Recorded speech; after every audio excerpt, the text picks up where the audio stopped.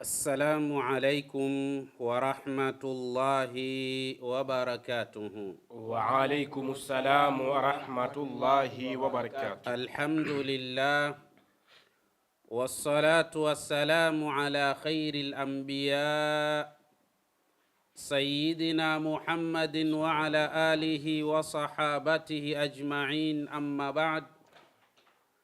Amma baada ya kumshukuru Allah subhanahu wa ta'ala na kuzihitaji ziada ya rehma na amani zimshukie kiongozi wa umma Bwana Mtume Muhammad sallallahu alayhi wasallam, mtume ambaye Allah subhanahu wa ta'ala anasema kupitia ndani ya kitabu kitukufu cha Qur'ani, anasema wama arsalnaka illa rahmatan lilalamin.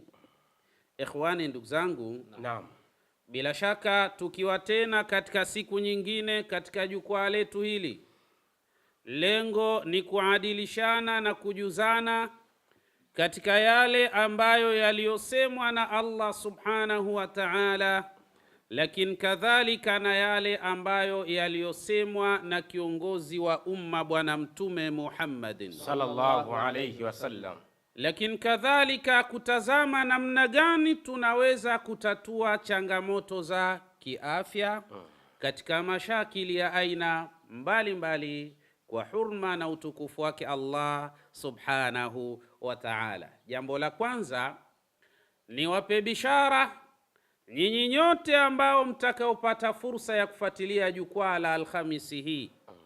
Jukwaa lililopita tulilikuwa ni jukwaa maalum kwa ajili ya dua, na tulifanya dua yenye vipengele vitatu, na dua hii ilikuwa ni rasmi kabisa kwa ndugu zetu ambao wao walijisajili pamoja nasi tukawafanyia dua katika utaratibu wao. Alhamdulillah, tunamshukuru Allah subhanahu wa ta'ala. Tunapokea simu nyingi kabisa za shukrani, wengi wameanza kuona natija ile dua, na huku wakiendelea kuisikiliza mara kwa mara.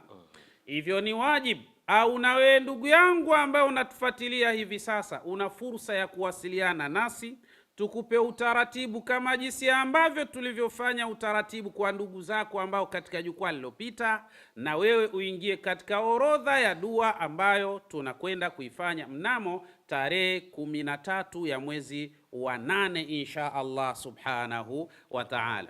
Lau kama tutapata majina yako haraka, lakini kadhalika na utaratibu ukautekeleza haraka, basi jina lako tunaliweka katika orodha ya dua zetu za ndani. Kwa maana kuna dua ndogo ndogo ambazo tunakwenda tunazifanya kwa kumwambia Allah subhanahu wa ta'ala, waja wako hawa wana mashakili yao katika ndoa zao, wana shida zao katika kazi zao, wana shida zao, wana maradhi yamewasibu, yamewaharibia afya zao. Mola wetu tunakuomba waondoshe maradhi. Mola wetu tunakuomba sulhu ndoa zao. Mola wetu tunakuomba wajalie kheri katika kazi zao na shughuli zao wanazozifanya. Tutakwenda tukifanya dua hizo ndogo ndogo mpaka siku ile ya dua kubwa biidhnillah. Sasa jitahidi kufanya haraka, usikose katika jambo hili. Hili jambo ni adhim sana, lina matokeo bora sana na mazuri sana. Alhamdulillahi rabbil alamin. Ikhwani, ndugu zangu, bila shaka leo tutakwenda kutazama asra'u tariqati li fakki sihiri, kwa maana kuna njia mujarrabu sana. Lau kama ukiifanya njia hii, utakuwa na uwezo wa tegua baadhi ya matego ya kichawi ambayo inawezekana yamekuumiza sana, tena kwa miaka mingi au kwa muda mrefu. Tegua matego hayo, kwa sababu yana hatari kubwa katika afya na maisha yako biidhnillah subhanahu wa ta'ala. Kuna uchawi unaitwa sihru man'il hamli, kwa maana uchawi ambao unaoziwia kupatikana kwa kizazi au kupatikana kwa ujauzito kwa kina mama na wanawake katika hali za namna hii. Lakini kadhalika kuna uchawi ambao unaitwa sihirur rabiti, ambao kanuni ya uchawi huu unaweza ukamfunga mwanamume akashindwa kabisa kuliendea tendo la ndoa, hasa pale ambapo anapokuwa na mkewe, ikawa mushkili mkubwa kabisa. Anatumia madawa sana mtu huyu, lakini madawa yale hayana natija. Sasa inshallah siku ya leo nataka nikupe kodi maalum ili ufungue matego haya ya kichawi ambayo ni hatari sana katika afya na maisha yako, na hasa leo tutakwenda kutazama sihru man'il hamli, uchawi wa kuziwia ujauzito. Na ndio maana tukakwambia jitahidi sana ewe ndugu yangu kuwa ni mmoja katika pati ya dua hii inayokwenda kufanyika tarehe 14. Hivi sasa jisajili, tunataka watu 350 na hisabu inakwenda kwa kasi sana. Ukichelewa maana yake unaweza ukatupigia simu tukakwambia hisabu ishajaa, labda usubirie tena wakati mwingine. Kwa hiyo fanya haraka ili tuende sambamba katika wakati huu muwafaka biidhnillah subhanahu wa ta'ala. Ikhwani, ndugu zangu, bila shaka kimaarifa tunasema yadhi'u lilmar'ati fayaqiduha ash-shaytanu 'ani alwiladati hatta yudhanna annaha aqimatun. Bila shaka shetani huwa ana uwezo wa kwenda kukaa katika sehemu ya vizazi vya kina mama akasababisha matatizo makubwa sana pale katika vizazi vya kina mama. Ndio baadhi ya kina mama wanakuwa wanasikia kuna vitu vinatembea katika matumbo yao. Anahisi kuna kitu kinatoka upande wa kulia katika sehemu ya tumbo lake na kinakwenda upande wa kushoto katika sehemu ya tumbo lake. Wakati mwingine anasikia kuna vitu vinatoka upande wa kushoto na kuja upande wa kulia wa tumbo lake. Anasikia maumivu yasiyoeleweka, sababu zake ni nini? Mara tumbo linakuwa zito na mfano wa hayo.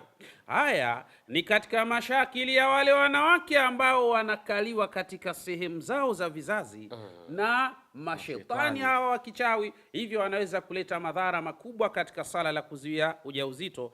Hata yudhanna, mpaka akadhaniwa binti au mwanamke annaha aqimatun, mpaka akadhaniwa labda huenda huyu bibie yeye ni tasa, lakini ukweli wa mambo hauko hivyo katika hali za namna hii. Hii ni jambo la kwanza ambalo linaweza kujitokeza kwa kina mama. Sasa wewe ambaye bila shaka utajiona upo katika hali za namna hii, ni fursa yako kufanya usajili katika dua maalum ambayo bila shaka itakwenda kufanya mambo makubwa biidhnillah. Na mwisho nitaeleza mkasa mzito ambao tumewahi kukutana nao, mkasa huo katika ardhi ya Ma'bela nchini Umani biidhnillah subhanahu wa ta'ala. Lakini kadhalika sihiri hizi, kwa maana uchawi wa namna hii unaweza ukatengeneza kitu kinachoitwa azawjul qahariyu. Azawjul qahariyu maana yake ni nini? Al-akhi Sheikh Hussein bin Diwani, maana yake adamul qubuli wal muwafaqati min qibali ahadi zawjain. Uchawi huu sasa huwa unasababisha kuwa na migongano sana na mizozo mingi sana, lakini na kutokubaliana baina ya mke na mume. Mke akisema hivi, mume anakuja na kitu kingine. Mume akiwa hivi, mke naye anakuja na kitu kingine, ili mradi patokee mizozo, mtafaruku, vurugu, balaa, matatizo ya kila namna. Ni vitu vinavyoitwa azawjul qahariyu. Ni aina ya sihr, uchawi mbaya sana huo. Lau kama utamsibu mume, basi huwa una tabia ya kwenda mpaka kwa mke, na ukimsibu mke uchawi huu pia una tabia ya kwenda mpaka kwa mume. Hapa patakuwa na adamul qabul, yani kukubaliana kunakuwa ni kugumu sana.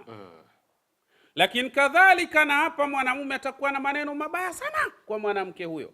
Ukisoma katika ilmu nafsi, ilmu ya psychology, kuna mambo matano ambayo ni hatari sana kwa mwanamume kuyafanya kwa mke wake.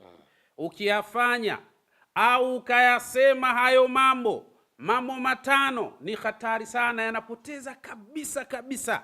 Yani mke na mume inawezekana ikawa ni sababu ya kuvurugana na kuachana kabisa kwa sababu. Jambo la kwanza, al-kadhbu wal khiyana.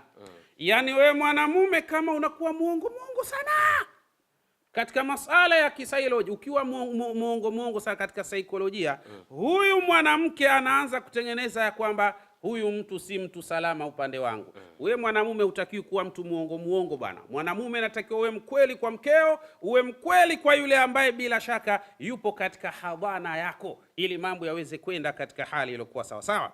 Lakini jambo la pili ambalo bila shaka lina uwezo wa kuvuruga na kuua ndoa yenyewe, atahakkumu watasallutu. Maana yake ni wewe mwanamume kuwa ni mtu kaksi, yani unakuwa ni mtu ambaye muda wowote wewe ucheki serious tu. Hii ni hatari pia. Unapokuwa na mkeo, hebu onyesha tabasamu, onyesha lugha nzuri, kuwa ni mtu mwenye maneno matamu. Usiwe ni mtu kaksi, yani uso umekunja hata ndimu ina afadhali. Usiwe hivyo, kuwa mtu laini kwa mkeo ili mambo yaweze kwenda katika hali iliyokuwa sawa sawa. Lakini miongoni mwa vitu ambavyo vinaharibu na kuua ndoa kabisa inakufa haraka mno, albukhlu, ni ubakhili. Mwanamume akiwa bakhili, ndoa haidumu mzee. Yani wapo watu, yani yeye ana pesa lakini kwake siku zote watu wanakula afadhali dagaa, matembele. Kila siku wao wanakula matembele, na huyu mtu wa namna hii anao uwezo wa kuweza kusababisha pale watu wakala vizuri. Ubakhili ni kitu hatari, kinaweza kuisambaratisha na kuiharibu kabisa ndoa. We mwanaume unakuwaje bakhili bwana? Na hasa kwa mkeo unakuwa bakhili? Hapana bwana. Hebu tubadilike ili tutengeneze ndoa zetu ziwe na amani na ziwe vizuri biidhnillah subhanahu wa ta'ala. Usiwe bakhili kwa mkeo bwana. Lakini kitu kingine, al-ihmalu wal-burud. Kadhalika, yani lazima, yani kitu ambacho kinachoharibu ndoa sana ni wewe mwanamume kumpuuza na kumdharau mkeo. Unaanzaje kumdharau mke wako? Hebu mheshimu mkeo, mpe hadhi yake, mpe heshima yake. Walburudu, na kuto performu vizuri pale katika uwanja wa 6x6. Performu vizuri. Yani ikiwa unababaisha, ndoa iko hatarini. Inaweza ikafa wakati wowote. Usibabaishe pale unapokuwa katika lile jambo. Unajua mmoja katika wanawavioni anaitwa Ibn Qudama. Anasema kama kuna jambo ambalo linatakiwa uache kazi ufanye kazi, ni pale ambapo unapokuwa katika 6x6. Pale panatakiwa uache kazi.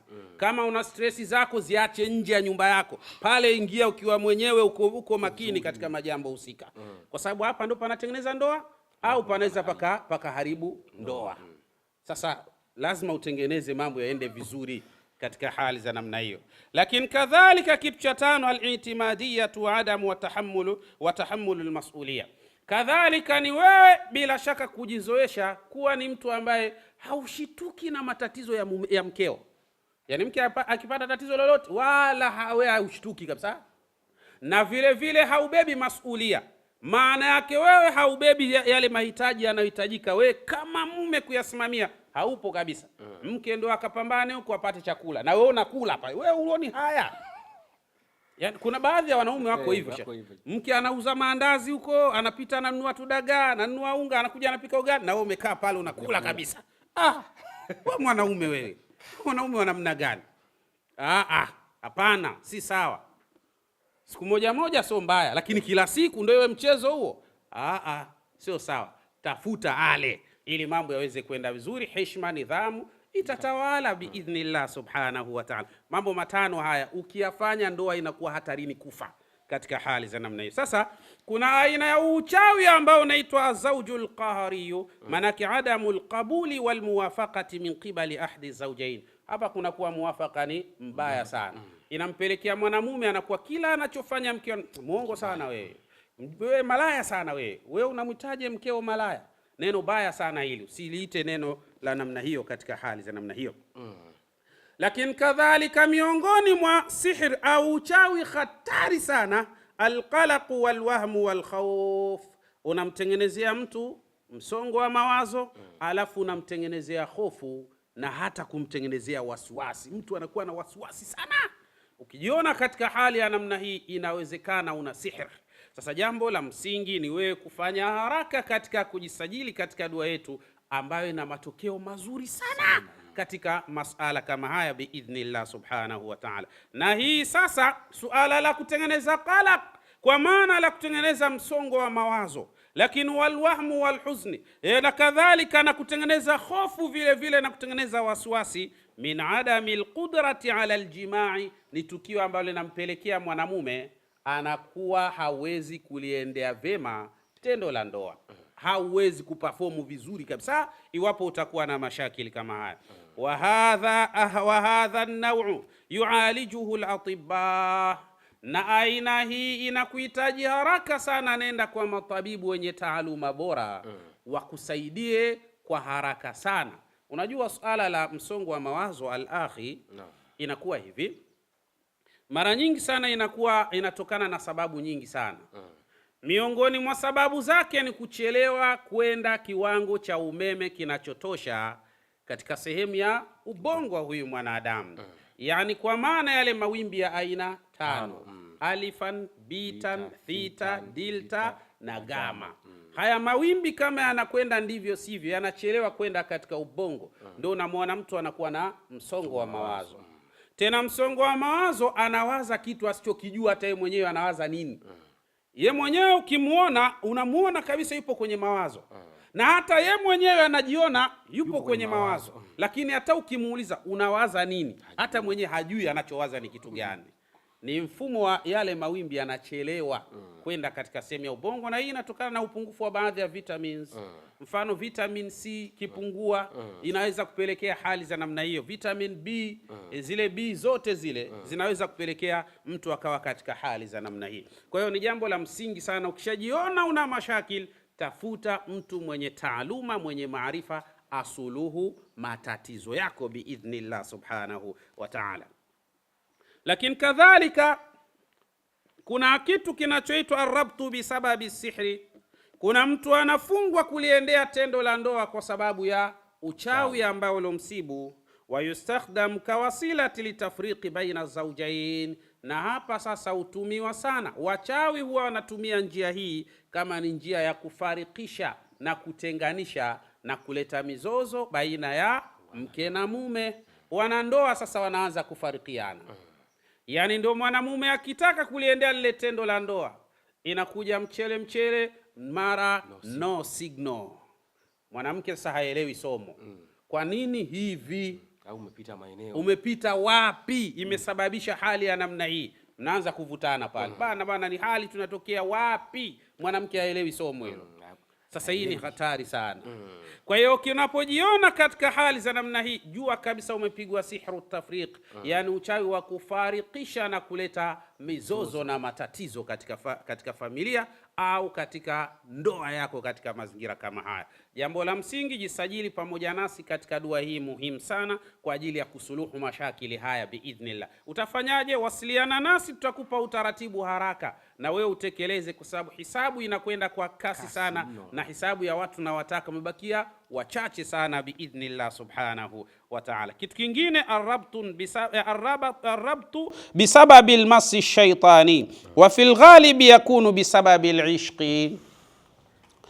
Kuna mtu ambaye anaweza kusibiwa, yani kufungwa na akashindwa kuliendea tendo la ndoa kwa sababu ya athari na mashakili ya kishetani na kijini. Wa fil ghalibi yakunu bisababi alishqi, na mara kadhaa hii inaweza ikajitokeza kwa sababu huyu amesibiwa na uwepo wa jini mahaba. Asa ujini mahaba anaharibu mifumo yote ile ya suala la tendo la ndoa. Ndio mtu anakuwa hahisi chochote kama ni mwanamke, na mwanamume anakuwa hawezi kusimama imara katika kuliendea tendo la ndoa. Ndio unabaki unatazama yangu kisha habari yako. Yangu alafu hamna kitu. Sasa hii ni hatari. Tunaomba Mwenyezi Mungu atulinde na atunusuru dhidi ya mashakili haya biidhnillah subhanahu wa ta'ala. Lakini kadhalika kuna kitu kinachoitwa rabtu taballudi. Rabtu taballudi huwa an yatamarkaza aljinniyu almuwakkalu bisihri fi markazi alihsasi fi mukhi almar'a. Ni pale ambapo huyu shetani au jini wa kichawi anapokwenda kukaa katika sehemu za hisia na haswa katika sehemu ya ubongo wa mwanamke. Fa idha arada zawjuha an yatiyaha, hapa sasa mumewe akitaka kumwendea mkewe katika tendo la ndoa, afqadaha bil aljinniyu alihsasa. Yule shetani anachokifanya ni kuzivuruga zile hisia za mwanadada huyo. Ndio anakuwa hana hamu na mumewe, haisi chochote, anajionea kero katika tendo hilo, unatarajia panatokea nini hapo? Mizozo na mapambano, na inawezekana ikawa ni sababu ya ndoa nyingi kuvurugika na kuharibika katika hali za namna hiyo. Ndio maana katika dua ambayo tuliyoandaa ina kipengele maalum kabisa kwa ajili ya kusuluhu masala ya ndoa. Maana yake ni dua mujarrab inayochoma na kuunguza athari na mashakili ya kichawi pamoja na athari na mashakili ya kishetani biidhnillah. Watu wabaki salama, wafurahie ndoa zao, wazione raha ndoa zao. Huu mkasa umewahi kutokea al-akhi Sheikh Hussein bin Diwani pale katika ardhi ya Maabela nchini Oman. Yupo ndugu yetu ambaye yeye ni Muomani, lakini kadhalika alipata fursa ya kuja kuoa hapa Tanzania, na hasa maeneo ya Arusha ndipo alikwenda kuoa. Baada ya kuoa akamchukua mke wake wakaenda naye Oman, Maabela hiyo. Kufika naye pale amekaa naye takriban muda usiopungua miaka 9 yuko naye pale. Lakini cha ajabu sasa ikawa huyu mwanamume ikawa wakati anapotaka kuliendea tendo la ndoa, wakati mwingine anafanikiwa, wakati mwingine anababaisha, mambo yanakuwa magumu. Wakati mwingine inafikia wakati inaandika no signal, maana yake mawasiliano hakuna channel yoyote unaweza ukaiona wewe katika hali hizo. Na mwanamke naye ndio hivyo hivyo, wakati fulani haisi kabisa suala la kumtaka mume wake, lakini kadhalika na suala la ujauzito likawa shida na likawa tabu sana katika hali hizo. Basi ndugu yetu huyo tukawasiliana naye, tukaongea naye, akatuambia jambo lake, na sisi tukamshauri kuna dawa mujarrab ambazo watu wengi wametumia, zimewasaidia sana, na wewe natakiwa uzitumie hizo. Tukafanya utaratibu, tukamwagizia zile dawa, zikaenda akazitumia. Baada ya kuzitumia zile dawa kwa muda kadhaa,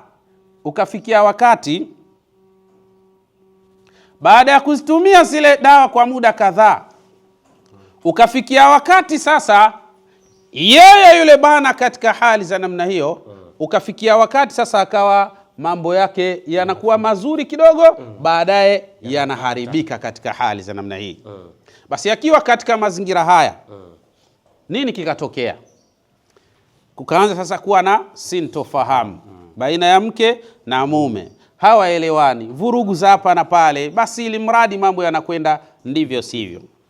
Yule bwana akatupigia tena simu, shekhe, dawa nimetumia mashallah, na nimeona matokeo mwanzoni yamekuja mazuri, lakini sasa shekhe wangu tumeingia katika mushkili mkubwa, tunapambana vibaya mno, matokeo yale yameporomoka tena, hali ni mbaya, tunafanyaje? Sisi tukamwambia sasa hapo inahitajika tuone namna gani ya kuweza kuwafikia hapo. Akasema, shekhe, mimi ndo nina shida na nina matatizo, kwa hiyo matatizo yangu ili yaondoke nataka nikusikilize wewe, unatuambiaje? Nikamwambia ukitaka sisi tuje inawezekana. Akasema hamna tatizo, fanyeni utaratibu wa zile pasipoti zenu ili mimi nione nafanyaje. Alhamdulillah tukafika pale katika ardhi ya Maabela. Sahihi. Sikiliza sasa kilichotokea hapa ni nini. Baada ya kufika pale, tulichobaini kwa wale wanandoa ni athari za sihri hizi, sihru taballudi, ndio uchawi ambao ulikuwa umewasibu, na ndio ambapo wangetumia dawa nyingi sana, wangekuwa wanafikia hatua ya kuona nafuu tu, alafu hali inarudi katika mazingira yake.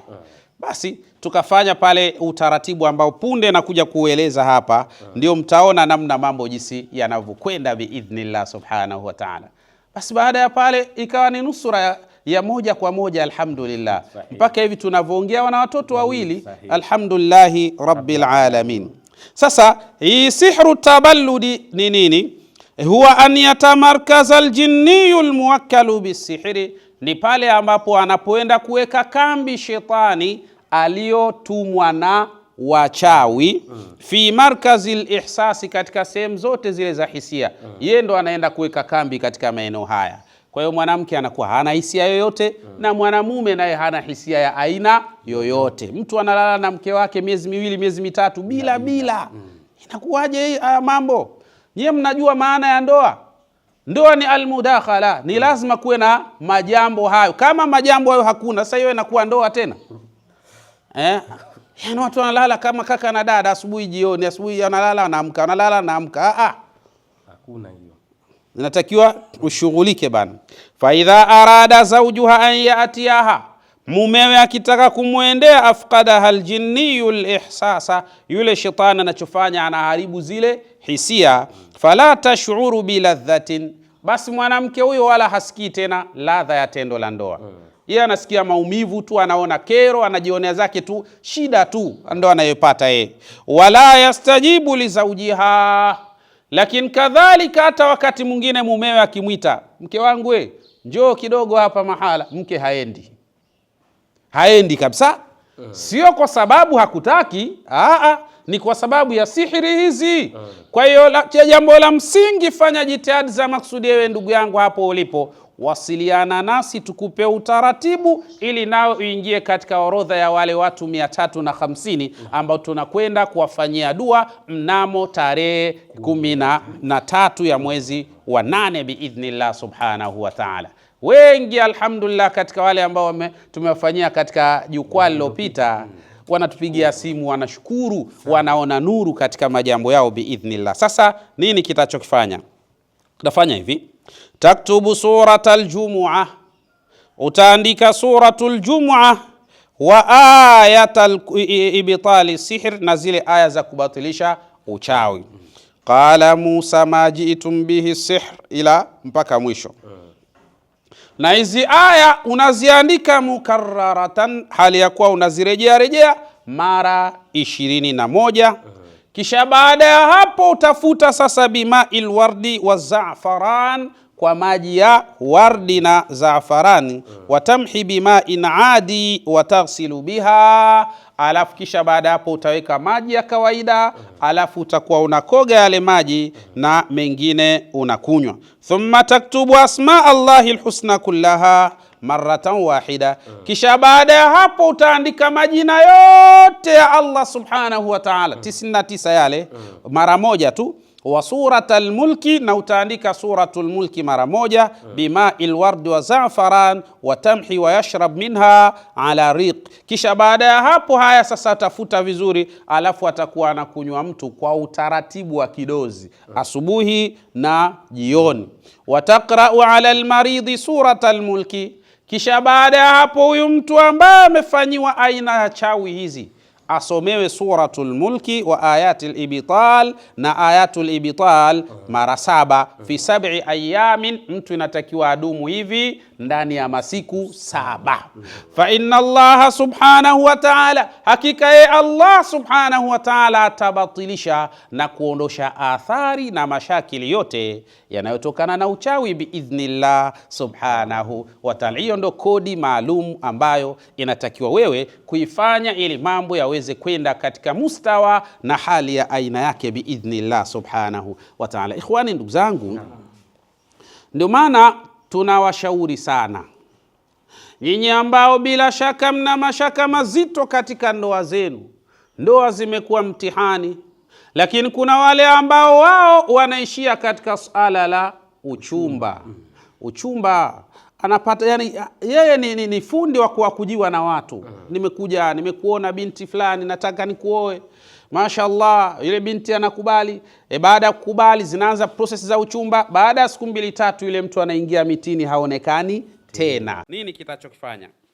Utafanya hivi: taktubu suratul jumu'ah, utaandika suratul jumu'ah wa ayatul ibtali sihr, na zile aya za kubatilisha uchawi. Qala Musa ma ji'tum bihi sihr, ila mpaka mwisho. Na hizi aya unaziandika mukarraratan, hali ya kuwa unazirejea mara 21. Kisha baada ya hapo utafuta sasa bima'il wardi wa za'faran, kwa maji ya wardi na za'farani. Watamhi bima'in adi wa taghsilu biha, alafu kisha baada hapo utaweka maji ya kawaida, alafu utakuwa unakoga yale maji na mengine unakunywa. Thumma taktubu asma Allahi alhusna kullaha maratan wahida, kisha baada ya hapo utaandika majina yote ya Allah subhanahu wa ta'ala 99 yale mara moja tu. Wa suratul mulki, na utaandika suratul mulki mara moja. Bima'il ward wa za'faran wa tamhi wa yashrab minha ala riq, Kisha baada ya hapo, haya sasa atafuta vizuri, alafu atakuwa anakunywa mtu kwa utaratibu wa kidozi asubuhi na jioni. Wataqra'u 'ala almaridhi surata almulki, kisha baada ya hapo huyu mtu ambaye amefanyiwa aina ya chawi hizi asomewe suratul mulki wa ayatul ibtal, na ayatul ibtal mara 7 fi 7 ayamin. Mtu inatakiwa adumu hivi ndani ya masiku 7. Fa inna Allah subhanahu wa ta'ala, hakika ye Allah subhanahu wa ta'ala atabatilisha na kuondosha athari na mashakili yote yanayotokana na uchawi biidhnillah subhanahu wa ta'ala. Hiyo ndo kodi maalum ambayo inatakiwa wewe kuifanya ili mambo yaweze kwenda katika mustawa na hali ya aina yake biidhnillah subhanahu wa ta'ala. Ikhwani, ndugu zangu, ndio maana tunawashauri sana nyinyi ambao bila shaka mna mashaka mazito katika ndoa zenu.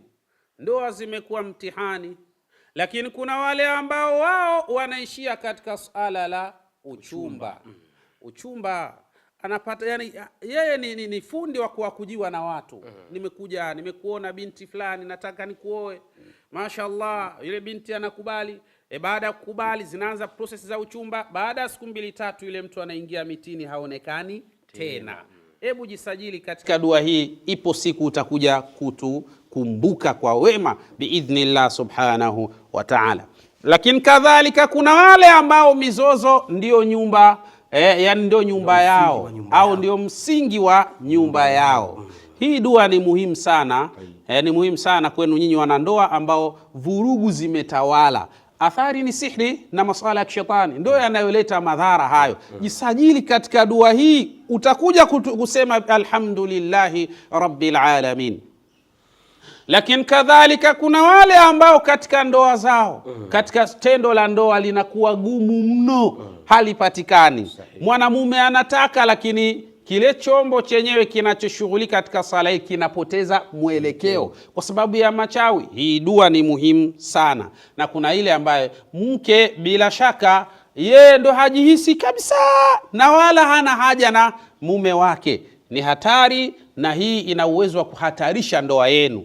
Basi jisajili katika dua yetu, hii ni muhimu sana sana sana kabisa. Lakini kadhalika kuna wale watu ambao wao wana kazi zao nzuri kabisa, lakini riziki zao zinakuwa za tabu. Mtu anafanya kazi lakini ukimwambia hata shilingi 300 ndani hana. Hii ni hatari. Sasa hawa inawezekana wanakosa baraka au tayari wameshachezewa. Kuna sihru unaitwa sihru ambao sihru al-fashli wal-ya'si wal-faqr. Kuna sihru al-faqri, kuna uchawi ambao mtu ukishafanyiwa uchawi wa namna hiyo unakufanya wewe unakuwa fakiri, unakuwa lofa.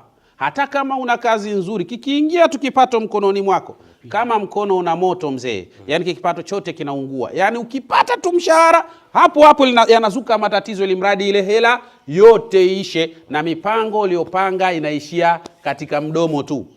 Haipo sasa ya kuweza kutekelezea hiyo mipango. Sasa zipo sihru inaitwa sihrul faqri. Yani mtu ukipigwa uchawi wa namna hiyo, mafanikio utayaona kwa jirani. Na inawezekana ikawa wewe ukamwona mtu ambaye mnafanya naye kazi pamoja. Na inawezekana wewe cheo chako ni kikubwa kuliko cha yule ambaye unafanya naye kazi pamoja. Lakini mwenzako anaendelea, wewe unabaki pale ulipo, tena wakati mwingine unarudi nyuma zaidi. Hii ni hatari sana sana sana. Wewe ambaye bila shaka utajiona katika hali za namna hii, chukua fursa ya maksudi kujisajili katika dua hii. Bila shaka kwa idhini yake Allah subhanahu wa ta'ala ni muhimu sana katika kutengeneza masuala ya kazi zako na baraka katika kipato chako biidhnillah. Lakini kuna wale ambao wao wana CV nzuri sana, lakini CV zao wanaishia kutembea nazo tu. Walishaomba katika makampuni ya kila namna, hawana majibu sahihi. Walishakwenda katika idara zote, hawana majibu sahihi. Lakini kadhalika washakwenda kila maeneo, wakipeleka CV zao wakiomba kazi, wanaishia kuambiwa nenda tutakupigia simu, na hawaonekana, hawapigiwi simu. Inshallah hii ni fursa nzuri sasa ya wewe kujisajili katika dua yetu hii. Kwa hurma na utukufu wake Allah subhanahu wa ta'ala utatushukuru biidhnillah subhanahu wa ta'ala. Lakini kadhalika kuna wale ambao bila shaka wao wapo makazini, lakini wana miaka mingi katika maeneo waliopo, ambao walikuwa na haki ya kupandishwa vyeo wamebaki pale pale, lakini na wao wanatamani wapandishwe vyeo na wana sifa zote za wao kupandishwa vyeo, ila wamebaki hapo hapo. Wakati mwingine anaweza kuja mtu mwingine akapandishwa cheo, yeye akabaki pale pale. Sasa inshallah hii ni fursa maalum, jisajili nasi katika dua hii kwa idhini yake Allah subhanahu wa ta'ala. Naamini utatushukuru kwa hurma na utukufu wake Allah tabarak wa ta'ala. Lakini kadhalika kipengele cha tatu ni kwa watu wenye maradhi. Kuna watu wanaumwa sana. Sahihi. Na wameshatibiwa sana katika hospitali mbalimbali. Waishasomewa sana kwa mashekhe mbalimbali. Waishafanywa tiba za aina mbalimbali. Sijui ni mti gani hawajanywa, lakini bado wana maradhi. Mimi nikwambieni ndugu zanguni, moja katika vitu bora ni dua, na haswa ikienda sambamba na jina lako kwa utaratibu wake. Na ndio maana jambo la kwanza tutahitaji kupata majina yako, tukuulize tatizo lako ni nini, utatuhadithia tatizo lako, kisha baada ya hapo tukakushauri sasa kwa tatizo hili inshallah kuna majambo kadha, kisha ukishatekeleza yale majambo tunaingiza jina lako katika utaratibu. Tuna dua zetu za ndani hizi ambazo tunakwenda nazo, tunazisoma kila siku mpaka siku ile ya siku ya tarehe 13. Kwa hiyo tutakuwa na wewe, tutakuwa jina lako ile tunaliwekea nia kutokana na matatizo yako namna yalivyo, mpaka ikifika ile tarehe 13 ndio tunafanya dua kubwa kwa hurma na utukufu wake Allah tabaraka wa taala. Kwa hiyo kuna watu wana maradhi hayo, lakini kuna wale watu ambao bila shaka wamerogwa, wao machawi tu ndio yamewatawala. Kuna wao wengine ambao wao wana hasadi tu zimewatawala, wengine vijicho ndio vinaharibu shughuli zao. Na hawa mara nyingi sana wakijitazama watajiona kama wanafanana yani maana yake utamuona mama na watoto wake hali zao kama zinafanana. Yani jinsi wanavyoumwa ni vile vile, kama kuachana vinaachana kidogo sana, lakini ndo mambo yale yale. Hii inaitwa sihrul mutaaddi. Ni uchawi ambao kimsibu mmoja katika wanafamilia una mionzi yake inatawanyika kwa wote wale wanafamilia. Ndio mtajikuta wote hampati kazi. Na mkiwa na kazi wote mna matatizo. Na mkiwa na matatizo nyote mna maradhi. Na basi ili mradi mambo yanakwenda hivyo. Tunaomba Allah atunusuru. Dua na haswa ikipitwa kwa taratibu zake ina maajabu makubwa sana katika kusuluhu na kutengeneza majambo yetu. Mola atujalie kila la kheri. Na mwisho kabisa niseme ndugu zangu, tunayo dawa yetu hapa inaitwa mkono wa Idi. Mkono wa Idi hii ni mujarrabu sana kwa ndugu zangu ambao wana tatizo la kutoliendea vema tendo la ndoa, na hii ni kwa sababu ya uwepo wa athari katika sala, katika njia za damu. Ili mwanamume awe imara na aweze kuliendea tendo la ndoa kwa utaratibu uliokuwa bora, ni lazima mishipa ya damu iwe vizuri, iwe na uwezo wa kupokea damu kwa usahihi, na kadhalika kupelekwa damu kwa kiwango kinachotosha katika maeneo ya kiume. Sasa hii dawa inakwenda kutengeneza misuli au mishipa ya damu ambayo inaelekea katika sehemu za mwanamume ili iwe imara. Lakini kadhalika kuna vitu vinavyoitwa irtikhaul arbita, kwa maana kuna vitu vinavyoitwa kutanuka kwa misuli. Misuli inakuwa imetanuka kiasi ambayo inapelekea mtu hasimami imara. Hii dawa bila shaka ni mujarrab sana kwa ajili ya kumfanya mtu asimame imara. Bendera iwe imesimama katika utaratibu wake na isiwe nusu mlingoti biidhnillah subhanahu wa ta'ala. Unaanzaje kuikosa mkono wa Idi? Kote huko Marekani, Uingereza, Ujerumani, lakini pia Uholanzi, Norway, watu wanatumia mkono wa Idi na sasa wanafurahia ndoa zao. Mchaka mzuri unaendelea pale nyumbani wanapoitumia mkono wa Idi. Unaanzaje kukosa mkono wa Idi ndugu yangu? Wewe uko hapa Tanzania unakosa mkono wa Idi? Wanapata mkono wa Idi walokuwa mbali? Acha uzembe ndugu yangu. Mkono wa Idi ndio mpango mzima biidhnillah. Lakini kadhalika tunayo dawa yetu hii inaitwa prostate. Hii ni dawa mujarrab kwa ajili ya wale wenye matatizo ya tezi dume. Tezi dume ni janga kubwa. Ni janga ambalo bila shaka yani wanaume wengi wanakufa kutokana na maradhi ya tezi dume. Na athari na hatari ya kufanywa operation katika tezi dume, kuna hatari ya kupoteza kabisa utendaji wa tendo la ndoa ukawa yope. Lakini kadhalika kuna hatari ya kuwa mtu ambaye anatokwa na mkojo usiokatika kwa nyakati zote, na kuna hatari ya mtu kushambuliwa na kansa katika sehemu ya tezi dume. Kwa hiyo ni muhimu sana, lau kama mtu atapata dawa hii ni mujarrab sana, inatibu tezi dume bila ya upasuaji. Ni daktari anayetibu tezi dume bila ya upasuaji. Ewe ndugu yangu ambaye una viashiria vya tezi dume, au tayari umekwenda hospitalini umepimwa ukaambiwa una tezi dume, hii dawa ndiyo mkombozi biidhnillah. Dozi yake ni chupa 5 hizi, na zinatumika ndani ya siku 30. Majambo yatakwenda katika mustawa na hali ya aina yake biidhnillahil karim. Nikimalizia hapa, tunayo dawa yetu hii ambayo inaitwa Haqqul Mujarrab. Hii ni mujarrab sana kwa ajili ya masala ya kisihir, uchawi. Kuna watu wamelishwa uchawi, lakini kadhalika kuna watu ambao wana maradhi mazito ya kichawi. Yani uchawi umetengeneza sumu katika mwili mzima. Hii ndiyo mujarrab kwa ajili ya kuondosha sumu zote zilizoambatana na masala ya kichawi katika mwili wa mwanadamu. Kuna watu wameripotiwa figo zao kufeli, lakini athari ni sumu tu itokanayo na madhara ya kichawi. Lakini kuna watu ambao wameripotiwa mioyo yao kupata madhara, kutanuka na mfano wa hayo, lakini athari yake ni uchawi tu ule wasibu. Kuna watu ambao matumbo yanawauma sana, lakini athari yake ni uchawi tu ule wasibu. Lakini kuna watu ambao wao wana mwili unawaka moto sana, miguu inawaka moto, na mfano hayo, athari za uchawi. Basi hii dawa ni muhimu sana kwa ajili ya kuondosha madhara kama hayo. Tena uzuri wa dawa hii, inaondosha athari za uchawi dakhilia wa kharijia, za ndani na za nje. Inawezekana baada ya kutumia dawa hii ambayo ni Haqqul Mujarrab ukaondokewa na maradhi yote ya kisihri, lakini kadhalika ukaona na mambo pia yanafunguka biidhnillah subhanahu wa ta'ala. Hii sasa ni muhimu sana kwako ndugu yangu. Utatushukuru, utasema alhamdulillah pale unapoipata Haqqul Mujarrab.